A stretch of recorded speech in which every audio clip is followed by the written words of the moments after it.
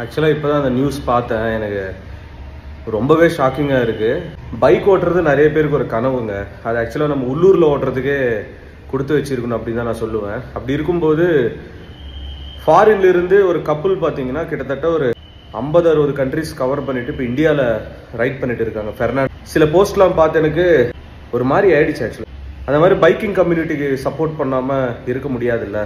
Jharkhand side ஏதோ ஒரு வில்லேஜில் இவங்க ரைட் பண்ணும்போது அங்கே இருக்கிற இவனுக்கு எது கூட நான் கம்பேர் பண்ணுறதுன்னு கூட தெரியல.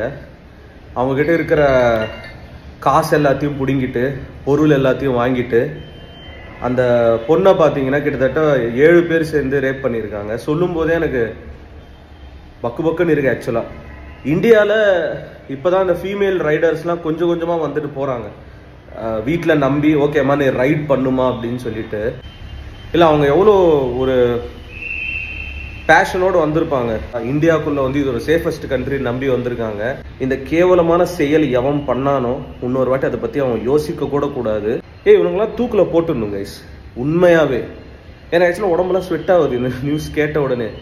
நம்ம கம்யூனிட்டி சைடில் நம்ம சப்போர்ட் பண்ணனா இப்படி இது இன்னொருத்தர் யாருக்குமே நடக்கக்கூடாது. ஆக்சுவலாக எந்த கண்ட்ரியிலுமே. ஃபீலிங் ஸோ சேட், அவ்வளோதான் சொல்ல முடியும் என்னால்.